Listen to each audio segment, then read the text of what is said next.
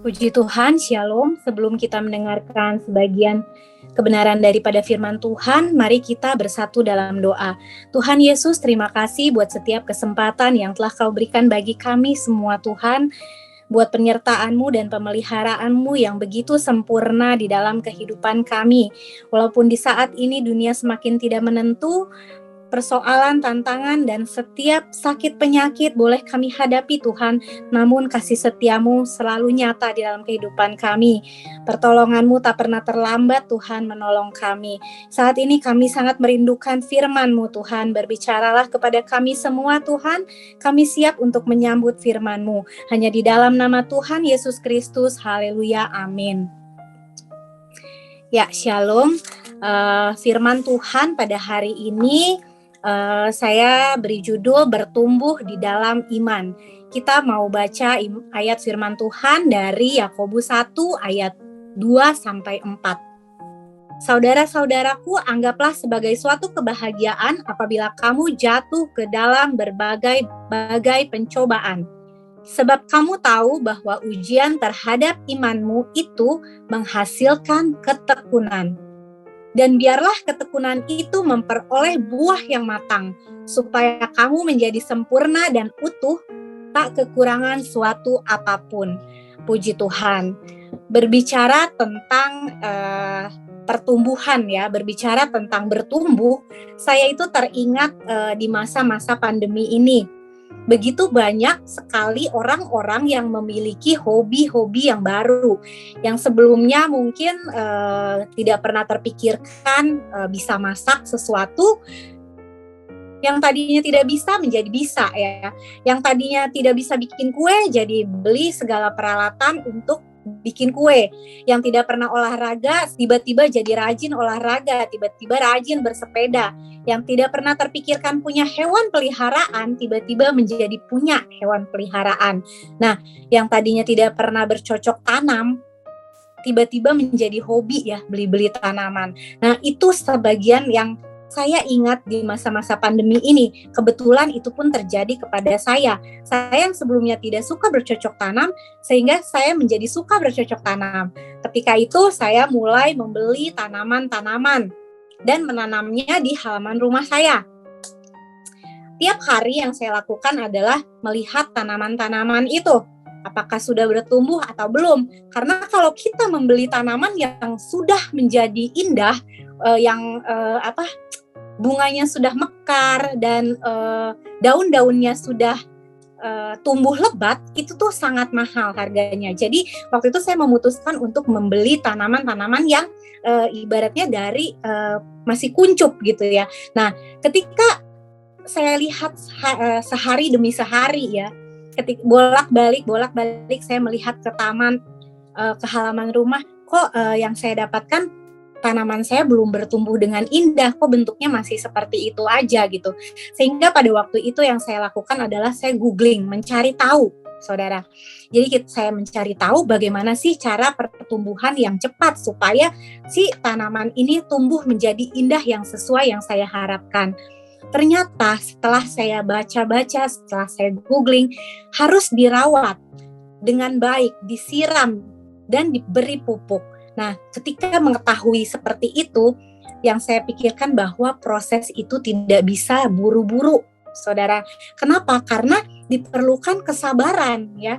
Jadi, maka saat saya melewati proses itu, saya menunggu tanaman-tanaman saya bertumbuh dengan baik, itu memerlukan satu kesabaran. Jadi, saya sangat menghargai sekali setiap prosesnya. Walaupun dia baru tumbuh 1 senti, walaupun baru tumbuh daunnya sehelai gitu, saya sangat menghargai pertumbuhan itu semua gitu. Karena saya tahu itu membutuhkan satu kesabaran. Perlahan-lahan tunas baru mulai keluar. Perlahan-lahan daun-daunnya pun tumbuh menjadi lebat dan indah. Sampai akhirnya setelah melewati banyak proses itu, tanaman itu bisa dinikmati. Setiap sore bisa saya lihat begitu indah.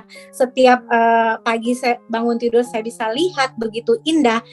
Itu semuanya setelah melewati proses yang begitu lama, dan saya pun harus menantikannya dengan penuh kesabaran. Nah, begitu pula dengan diri kita, saudara. Terkadang orang itu melihat kita ketika kita sudah berhasil, ketika iman kita tuh sudah bertumbuh, ketika karakter kita itu sudah terbentuk sehingga kita itu sudah bisa dinikmati oleh orang-orang sekitar kita, sehingga orang-orang di sekitar kita tuh sudah bisa menikmati buah dari pertumbuhan iman kita gitu. Padahal keberhasilan dalam pertumbuhan iman yang tentunya disertai dengan perubahan karakter itu pastinya membutuhkan suatu proses yang sangat panjang, bukan hanya proses sehari 2 hari atau semudah dengan membalikan telapak tangan. Pertumbuhan iman yang disertai dengan perubahan karakter itu pasti harus melewati suatu proses yang panjang. Melalui apa? Melalui setiap persoalan, melalui setiap pergumulan, melalui setiap tantangan di dalam kehidupan kita yang bisa kita lalui bersama-sama dengan Tuhan. Kita lihat di ayat Yakobus 1 ayat 2 tadi. Dikatakan bahwa anggaplah setiap sebagai suatu kebahagiaan apabila kamu jatuh ke dalam berbagai-bagai pencobaan. Nah, luar biasa sekali. Namun bagaimana mungkin pada kenyataannya, ya, pada realitanya, kita sebagai manusia bisa bahagia saat kita menghadapi satu permasalahan atau ketika kita menghadapi satu pencobaan, bagaimana caranya kita bisa bahagia gitu kan. Dan dengan kata lain, ayat firman Tuhan ini berkata bahwa saat kita dalam pencobaan, kita harus tetap bisa mengucap syukur. Nah, pencobaan yang dimaksud di sini adalah masalah-masalah yang berasal dari luar yang terjadi tentunya di dalam kehidupan kita, yang tentunya bertujuan untuk menguji iman kita.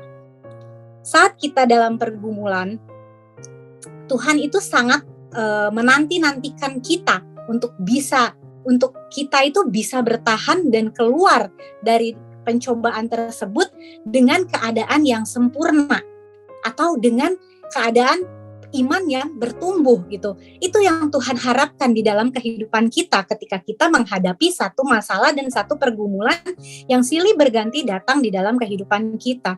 Nah, oleh sebab itu, kita itu harus menyikapi setiap persoalan, setiap pergumulan, setiap petantangan, setiap permasalahan yang datang menghampiri hidup kita dengan sikap hati yang benar.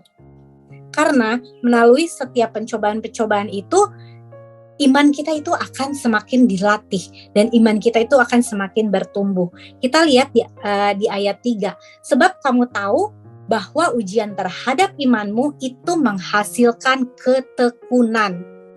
Jadi di sini dikatakan bahwa setiap ujian yang akan kita hadapi itu akan menghasilkan ketekunan di dalam diri kita sehingga iman kita itu boleh semakin diuji dan kita itu bisa semakin bertumbuh. Setiap ujian terhadap imanmu akan menghasilkan ketekunan sehingga kita tuh bisa merespon semuanya itu seperti Ayub. Kita lihat ayatnya di Ayub 23 ayat 10.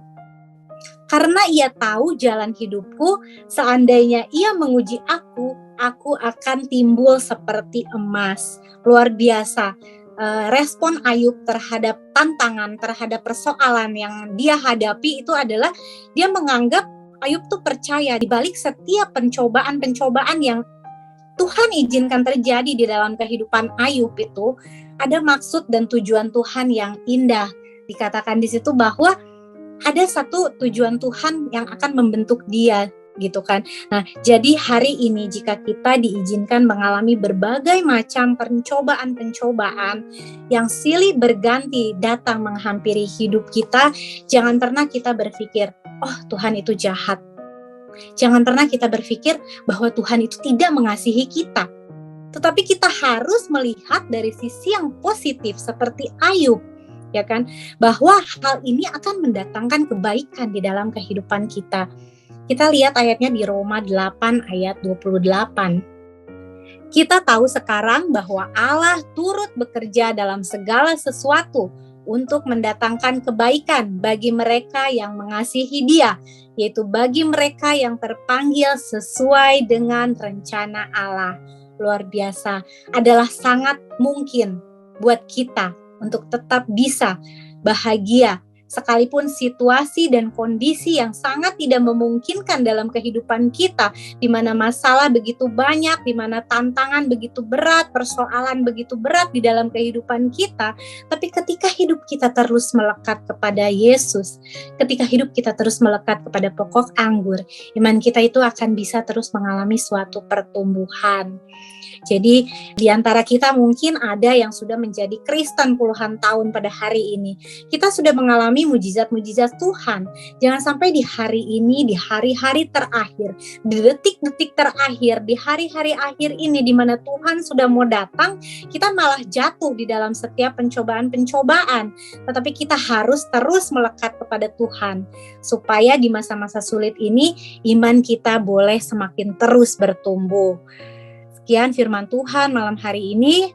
Mari kita sama-sama bersatu dalam doa. Mari kita tundukkan kepala dan berdoa.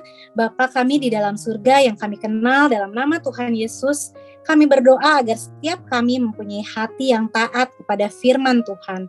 Firman-Mu adalah untuk kebaikan kami, karena firman-Mu mengandung janji. Walaupun terkadang kami tidak mengerti, tetapi pimpinlah kami untuk tetap mampu melakukannya. Mari kedekapkan kedua tangan di dada. Jika saudara punya pergumulan, persoalan, tantangan di dalam karir, studi, keuangan, masalah keluarga, kesehatan, apapun juga, termasuk perjodohan, biarlah berkat Tuhan turun ke atasmu dan kekuatan kasih Tuhan turun atasmu, dan percayalah Tuhan akan membukakan pintu-pintu berkat serta damai sejahtera Allah menaungimu senantiasa. Saudara terkasih, jikalau ada yang sakit, mari tumpangkanlah tanganmu di bagian yang sakit supaya menjadi sembuh dalam nama Tuhan Yesus Kristus. Haleluya, amin. Jika saudara masih mempunyai pergumulan, membutuhkan pelayanan doa dan konseling, silahkan menghubungi nomor di bawah ini. Tuhan Yesus memberkati.